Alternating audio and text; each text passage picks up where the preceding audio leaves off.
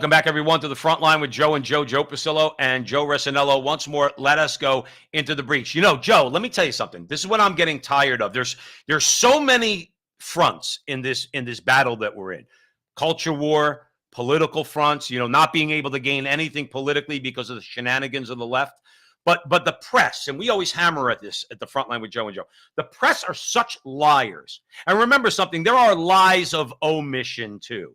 So when they get out there and they call Donald Trump a hater and they call him a fascist and they call him violent and all these things, okay, they're lying. You want to know why they're lying? Because even though Donald Trump has said things that make us all kind of cringe a little bit, I want to play you something, Joe. It's about a minute, okay, or a couple minutes, and I want to play it for our audience. And you tell me if what you see is not violence and hatred.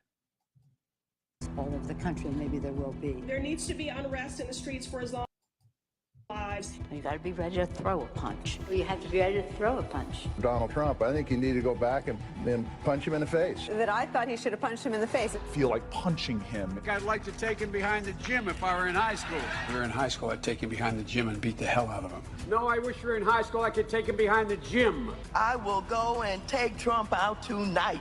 Take him out now. Okay. When was the last time an actor assassinated a president? They're still going to have to go out and put a bullet in Donald Trump. Show me where it says that protests are supposed to be polite and peaceful. I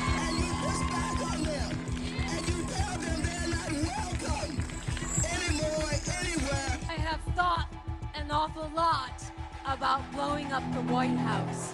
Please, get up in the face of some Congress people. People will do what they do.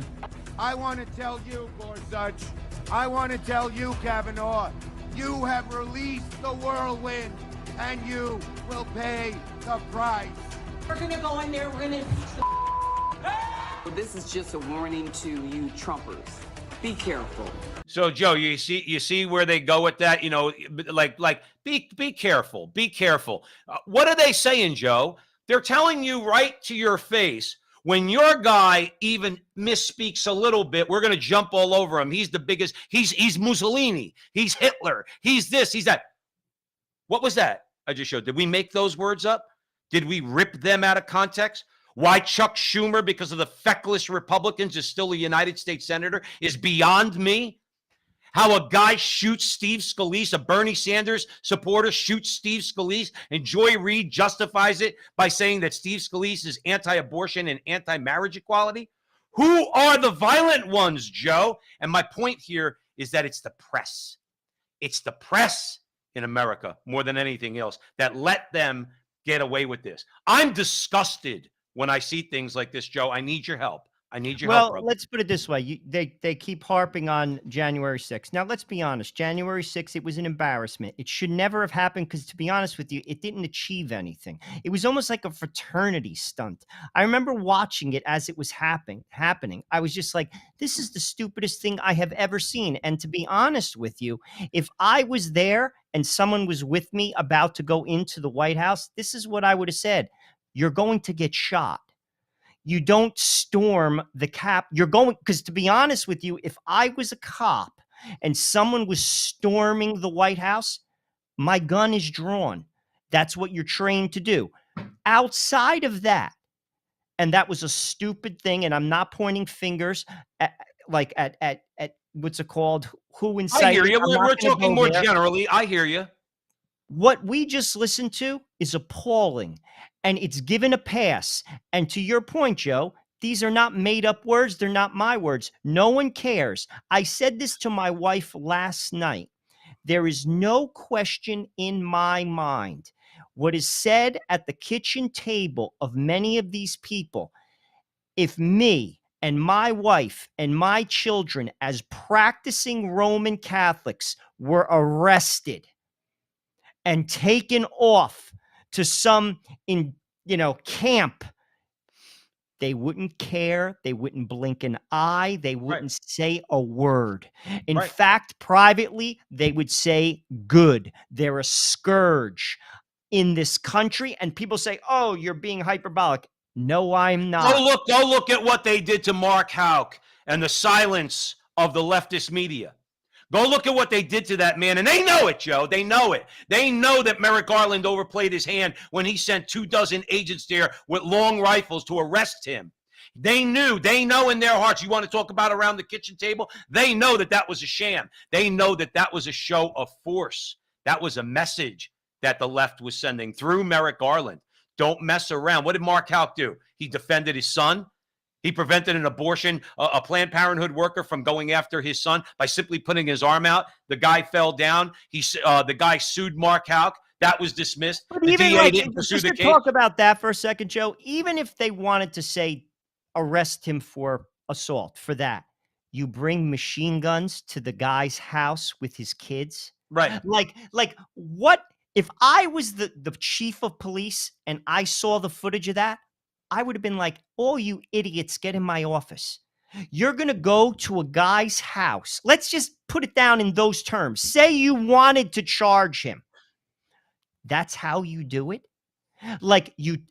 Are you idiots? Right. Like that is like that's just in a practical. You go to his house, you knock on the door, and you say, listen, there's been a charge put up against you. We need you to go to the police station. Please come with me. Right. I will guarantee you he would have.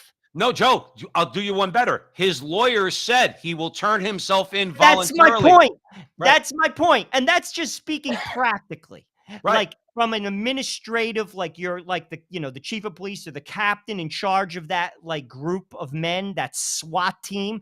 That was ridiculous. Once again, the press is perfectly fine with that. Yeah. Perfectly Around their kitchen fine. table, everybody you just saw in that clip we played was applauding Merrick Garland. You know they were around their own kitchen table saying, good, we need to send a message to these Catholics and these other people who want to go against our agenda. You don't have any constitutional rights. We'll take them away and we'll show you how we're going to do it. That's exactly what that's what everybody in that video. And another point, Joe, let's get a little Nork here for a second. Cory Booker is going to punch Donald Trump in the face. Okay. Maxine Waters is going to punch Donald Trump in the face. Nancy Pelosi, they're a joke. But the thing is, I know what you're saying, but the problem is they're encouraging their people to do it. I want to say, that's what I was going to say. I want your opinion. But Joe, listen to the language. They're saying it. Go punch him in the face. What if I turned around or you turned around and said, you know what? People need to get up in the face of Cory Booker, Senator Cory Booker. They'd come arrest you. They'd come to your house and arrest you. Right. And but he frankly, could say that. No one should say that. You see, this is what I'm saying. Dude, I've said this and I'm going to say it publicly. If Donald Trump becomes the president, by the way, Barack Obama a couple days ago came out and said to the DNC, you better take him serious because he's a lot in terms of his base. His position, his basically position in the GOP is a lot stronger than you think it is. Barack Obama just said that. Right. If RFK runs as a third-party independent, Donald Trump's the president. He's the president.